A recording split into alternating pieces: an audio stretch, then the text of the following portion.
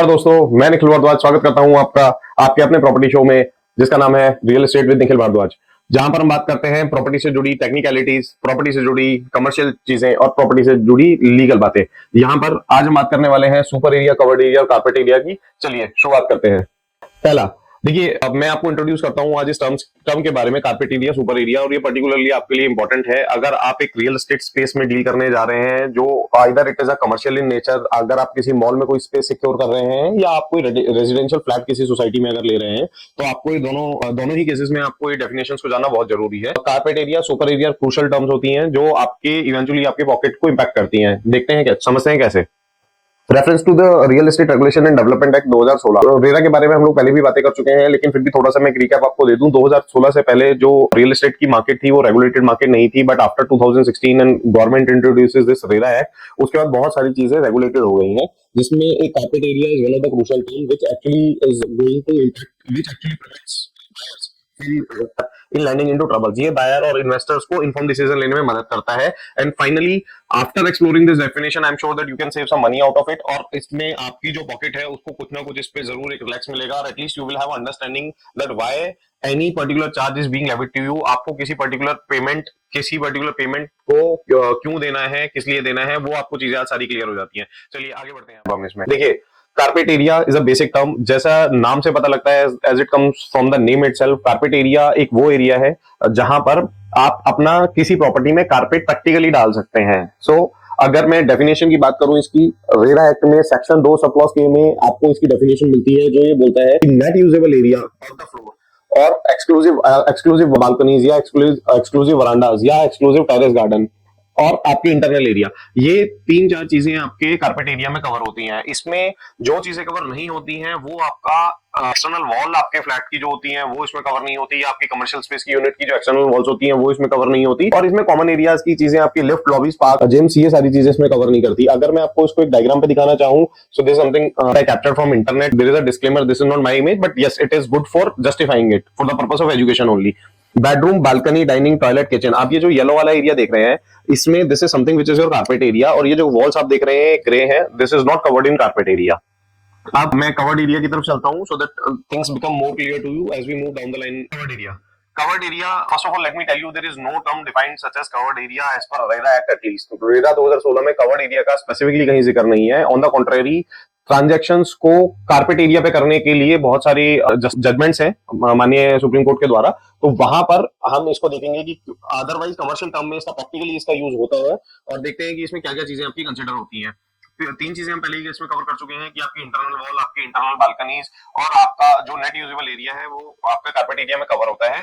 अगर मैं covered area की बात करूं तो इसमें एक नया फैक्टर आपका ऐड होकर आता है, और वो है आपका एक्सटर्नल वॉल।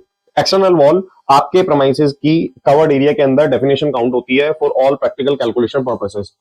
क्या चीज इसमें नहीं काउंट होती? लिफ्ट, लॉबीज, पार्क और जिम। ये एक्सटर्नल जो आपके कम्युनिटी सर्विसेज होते हैं, आपके जो एमिनिटीज होती हैं, those amenities are still not covered into cover area. अगर हम बात करें ग्राफिकल पर्सपेक्टिव लेआउट डिजाइन के हिसाब से, तो ये आपको जो येलो दिखाई दे रहा है ये आपका कारपेट एरिया था, और इसके ऊपर जो आपको ऑरेंज लाइनें दिखाई दे रही है ये अब आपकी एक्सटर्नल वॉल है, which becomes essential of your covered area. ये आपके कवर्ड एरिया का पार्ट बन गया है। चलिए अब बात करते हैं तीसरे क्रूशियल टर्म की, which is super area. Super area में मैं आपको बताऊंगा कि how the super area impacts your real estate opex cost once you invested into a particular property. एक पर्टिकुलर प्रॉपर्टी में खरीदने के बाद, उसको मेंटेन करने के लिए या उसको लीज पे लेने के बाद कैसे आपका सुपर एरिया आपकी पॉकेट्स को इंपैक्ट करता है, will dwell into that. The only addition out of whatever we discussed till now, covered area में अब तक हमने जो डिस्कस किया था उसमें आप एक चीज अब आगे आगे ऐड होती है, वो होता है आपका proportionate common area. Proportionate common area का मतलब क्या है? चलिए मैं आपको प्रैक्टिकली अब समझाता हूँ। मान लीजिए किसी पर्टिकुलर प्रॉपर्टी लॉन्च में 100 प्रॉपर्टीज हैं और वहां पर एक पार्क है जो 100 स्क्वायर मीटर का है। तो प्रैक्टिकली अगर हम देखें तो 100, क्योंकि पार्क तो एक कॉमन यूटिलिटी है, आप वहां पर जाएंगे कभी भी आप उसको इस्तेमाल करेंगे, लेकिन अगर जो उसकी डिवीजन होती है या उसको कैलकुलेशन पर्सपेक्टिव से अगर देखते हैं तो वो 100 स्क्वायर मीटर का जो आपका पार्क है वो 100 यूनिट्स में कवर होता है। तो प्रैक्टिकली अगर हम समझें तो एक यूनिट के लिए 1 स्क्वायर मीटर का पार्क होगा, लेकिन क्योंकि वो पार्क एक जगह है और सारी आपकी बिल्डिंग इस तरफ खड़ी हुई है और आपका पार्क इस तरफ है, तो वो obviously from all practical perspective, for all pragmatic reasons, वो अच्छा लगता है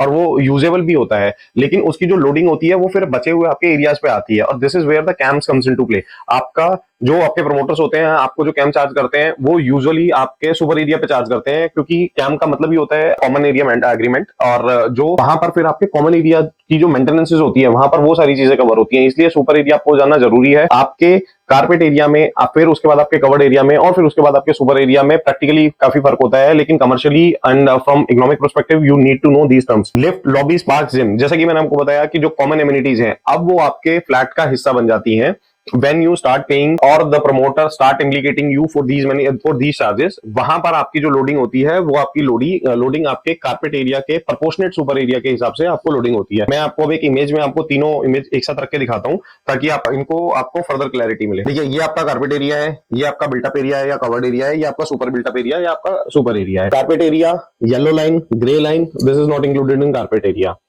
built up area, this yellow carpet, then your orange line, this is your covered area. This does not include your lift, your staircase, your lobby, your corridor. But when it comes to super area, your again your yellow area, then your covered area which includes your orange wall, and then this image shows कि आपको proportionate देखिए charge हो रहा है। एक staircase है, जो lift है और उसका corridor है, ये सारी चीजें आपके super area में cover हो जाती है। अब मैं एक आपको और रेफरेंस दिखाता हूँ which I took from a prominent builders website, वहां से मैंने लिया था, which helps you in further understanding these terms। आपका carpet versus covered versus super। ठीक है, so this is a web page from लोडा group. It's a very prominent group in real estate market. Real estate में एक बहुत respectable नाम है। यहाँ पर एक डेफिनेशन डाली हुई है, what is carpet area, what is RERA carpet area. अगर हम इसको स्क्रॉल करते हैं इस पेज को, तो यहाँ पर एक डेफिनेशन निकल के आती है, post era terms, built up and super built up area terms are not considered while determining the cost. This is exactly what I said. मैंने आपको ये अभी बताया है। 2016 से पहले ये सारी चीजों को मैन्यूवर करके यूज किया जाता था, बहुत मैनिपुलेट करके यूज किया जाता था, not necessary bye all the promoters but by couple of them, और जिससे इन्वेस्टर्स को बहुत ज्यादा नुकसान होता था। बट 2016 के बाद, रेरा एक्ट आने के बाद, माननीय सुप्रीम कोर्ट की गाइडलाइंस के बाद ये सारी चीजें बहुत रिस्ट्रिक्ट हो गई हैं और कर्टेल हो गई हैं एब्सोल्युटली।